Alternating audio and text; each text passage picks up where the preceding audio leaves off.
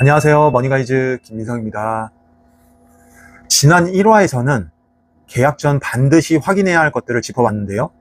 오늘은 계약 후 가장 걱정되는 두 가지인 내 보증금 나중에 진짜 돌려받을 수 있나와 권리금 못 받으면 어떡하지에 대한 물음표를 느낌표로 바꿔드리겠습니다. 본격적으로 영상 시작 전 구독, 좋아요, 알림 설정 부탁드립니다. 첫 번째 질문입니다. 확정일자를 받으면 보증금을 완전히 보호받는 건가요? 확정일자란 나는 이 날짜부터 이 건물의 세입자입니다 라고 국가가 공식으로 도장을 찍어주는 것입니다. 상가는 반드시 사업자 등록과 확정일자를 세트로 처리해야 합니다. 확정일자로 우선 변제권을 받으려면 앞서 1화에 설명드렸던 환산보증금을 먼저 확인해야 합니다. 환산보증금이 지역별 기준 이하여야 합니다. 서울 9억 원, 수도권 과밀 억제 권역, 부산 6억 9천만 원, 광역시, 세종시 5억 4천만 원, 그 외 지역 3억 7천만 원입니다. 이 기준을 초과하면 확정일자만으로는 경매시 보증금을 우선 돌려받을 권리가 없으니 추가 보호수단을 반드시 챙기셔야 합니다. 대항력은 사업자 등록 다음날 0시부터 효력이 생기므로 계약 당일 바로 처리하는 것을 기본으로 생각하시기 바랍니다. 두 번째 질문입니다. 확정일자 말고 보증금을 보호할 수 있는 다른 방법도 있나요? 환산보증금이 기준을 초과하거나 보증금이 크다면 다음의 방법들을 챙겨보시기 바랍니다. 첫째, 전세권 설정입니다. 내가 세입자라는 사실을 건물 등기부등본에 직접 올리는 방법으로 건물주 동의가 필요하지만 가장 확실한 보호수단입니다. 비용은 보증금 1억 기준 40에서 60만 원 수준입니다. 둘째, 근저당권 설정입니다.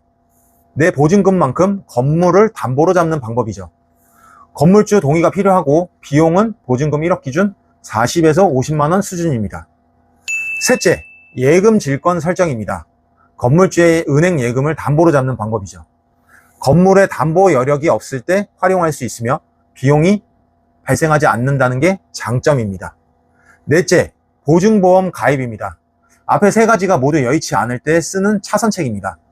보험료는 0.2% 수준으로 보증금 1억 기준 연간 약 20만 원 수준입니다.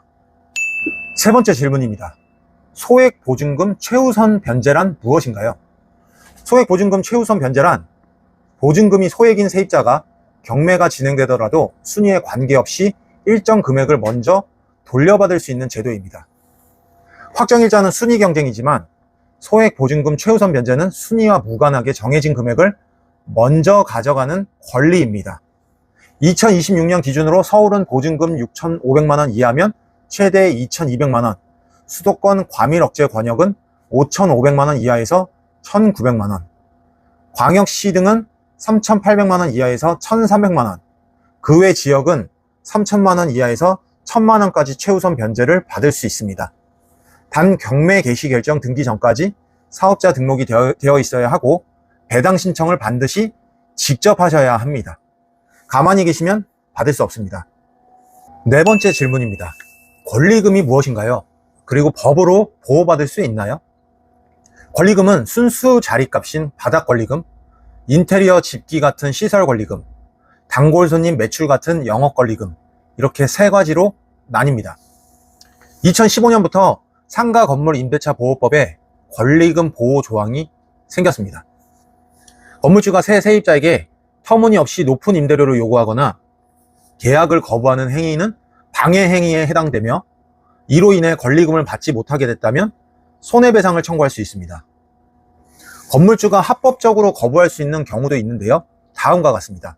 첫째, 월세를 3기 이상 연체하거나 건물을 고의 중과실로 심하게 훼손한 경우입니다. 월세는 반드시 제 날짜에 납부하시기 바랍니다. 둘째, 새 세입자가 보증금이나 월세를 낼 능력이 현저히 부족한 경우입니다. 셋째, 실제로 허가 인가를 받은 재건축 재개발이 예정된 경우입니다. 막연한 구두 언급만으로는 해당되지 않아요. 넷째, 건물주가 해당 상가를 1년 6개월 이상 영리 목적으로 사용하지 않을 경우입니다. 여기서 많은 분들이 오해하시는 부분이 있는데요. 건물주가 직접 장사하겠다는 것은 이 조항에 해당되지 않아요. 직접 영리 목적으로 사용하는 것은 오히려 권리금 회수 방해에 해당되며 대법원 판례로도 확인된 내용이에요. 이 조항은 건물을 비워두거나 비영리 용도로 쓰는 경우에만 하나며 거절 시점에 그 사유를 명확히 밝히고 실제로도 이행을 해야 합니다. 다른 이유로 거절해놓고 나중에 결과적으로 비워뒀다고 주장해도 면책되지 않습니다. 또한 내가 원하는 업종이 아니다라는 이유만으로 거부하는 것도 방해 행위가 될 수 있으니 꼭 기억해 두시기 바랍니다. 5번째 질문입니다. 권리금 회수를 하려면 언제부터 움직여야 하나요? 계약 종료 6개월 전부터 신규 임차인을 구할 수 있습니다. 이 기간 안에 새 세입자를 데려왔는데 건물주가 정당한 이유 없이 거부하면 손해배상 책임을 집니다. 새 세입자를 구하지 못한 채 계약이 끝나버리는 것은 보호받기 어렵고요. 계약 갱신 요구권 10년을 다 쓴 이후에도 직접 후속 임차인을 구해 권리금을 수수하는 것을 건물주가 방해하지 못하는 방향으로 판례가 형성되고 있습니다. 다만 아직 완전히 확립된 것은 아니니 가능하면 10년 안에 마무리하시는 것이 안전합니다. 계약 만료 6개월 전이 언젠지 달력에 반드시 미리 표시해 두시기 바랍니다. 오늘 내용 정리하겠습니다. 보증금은 계약 당일 세무서에서 사업자 등록과 확정 일자를 함께 처리하세요.